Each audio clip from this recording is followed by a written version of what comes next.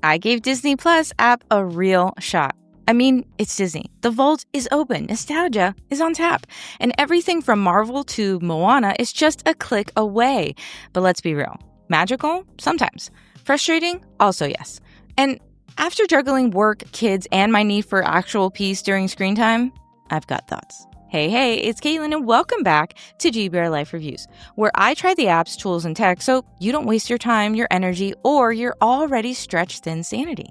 So grab your coffee or your chaos, and let's talk Disney Plus. Welcome to GBRLIFE. We'll talk big love, everything in the mix. So bring your board, your bite, your bright. You're home now, babe. This is GBRLIFE. Ooh, this is GBRLIFE.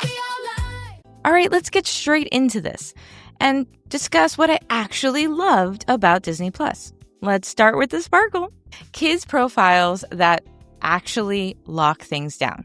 I think that's one of the very first things that I noticed and I loved because I don't need to police every click. I can hand over the tablet without fear. That content library, Marvel, Pixar, Star Wars, the OG Vault, National Geographic, it's like a theme park in your pocket. Plus, there's offline downloads. We had pretty much every show on deck during a road trip. And for once, nobody cried. I thought about it, but I didn't cry.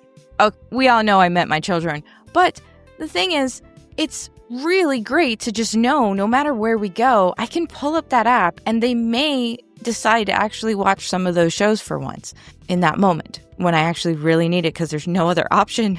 Do you see where the crying comes in? Anyways, it's also simple and clean, and the app doesn't try to outsmart you. And even my 5-year-old can navigate it, which doesn't say much because my children, I feel like, can do more than I can when it comes to technology. Plus, there's premium, so there's an opportunity for no ads, which matters when you're in the middle of a Moana how far I'll go moment, and you don't want to be interrupted by a car commercial. Was that just me? It's a great song. But here's the thing. There are a few things that had me side-eyeing the Magic Kingdom. But before we get too spicy, don't forget to like, subscribe, and click that bell so you don't miss any more brutally honest reviews. So here's the thing. That continue watching section, it's there somewhere. Seriously, it's oddly buried and way too easy to scroll past. I still need it to be a little more top-centered and not so cluttered. And then the search results. If you search Mickey, you'll get 87 results, which does make sense. It's Disney, right? Mickey, Disney. But it still feels overwhelming when you're just trying to find one show. They need to make it more what's popular. And then there's also the random logouts. I've had to re-sign in more times than I'd like. And that's with my daughter tugging on my arm, asking, where's Bluey? And then there's no customization. You can't hide categories or shows that you're not into, which means The Simpsons is forever chilling in my lineup, even though I haven't watched it since high school. That's a lie. I've watched it since high school. It's a great show. Also because it gives you some information about the future. Maybe. Is that a conspiracy theory? It probably is, and a completely different channel. Only shout out to the Y-Files. But let's talk what you all really want to know. What does all of this actually cost? And this is as of 2025, because yes, they raised the prices again. So let's talk dollars. You've got the basic plan with ads for $9.99 a month.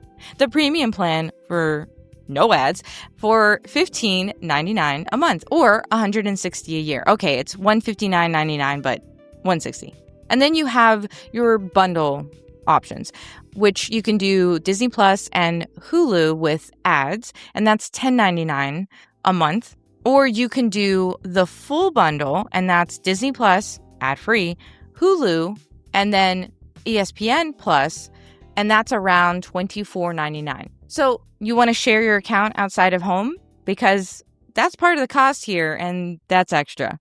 That's $6.99 a month on basic or $9.99 a month on premium, which basically means it's around the same price, and you're just not getting away with that anymore, and they're cracking down on it. It's kind of annoying also when you're just trying to travel. So let's add that into the kind of annoying part. Okay, but we're still here on the pricing because you need to know that there is no more free trial. Yeah, that glass slipper, it's shattered. But hey, if you are a content creator, blogger, podcaster, or, somebody who does content, you might be able to write it off. So you're welcome for that. Although laws are changing all the time right now. So also check into that and ask your accountant and not just base it off of this video, because I did not tell you to do anything against the law. So let's get to the real question, the one you really want to know after all the pricing. Is it worth it? Well, if you're a parent, a Marvel nerd, or you grew up on VHS tapes rewinding Beauty and the Beast, I love that movie. Yes, it absolutely holds value. But if you want family-friendly content that you don't have to double-check every 5 seconds, actually, this is still for you, because you don't have to check it every 5 seconds. Unless you're after adult content. That means this may not be for you. Or if you prefer or really need to double down on that slick user control, or you want a fully customizable platform, you might actually be better off with Max or Netflix. And in that sense, I'm just going to say Netflix because Max is kind of also infuriating, and that's another video for another day. Let me know in the comments below if you want me to review Max next. So would I keep it? Yeah. I think I'm going to treat it like that one cousin that you only hang out with during the holidays, but you still like them, you just not every single day. But I don't use this every day. I'm not going to use Disney Plus every day, but I am glad it's around when I need it. That sounds so selfish because I said the thing about the cousin. I love you, family. But here's the thing. If they keep rising those prices without fixing glitches, I might hit cancel between big releases. I don't want to be one of those people, but I might. I don't know, because the prices are going high and, there's only so much, and they're not good enough to only be the one for all of you who are Disney obsessed and are like, no, they are. Well, then you should keep it. But let's get into the GBRLIFE rating. I give Disney Plus the GBRLIFE rating of a 3.5 out of 5. Because it's magical, but it's not frictionless.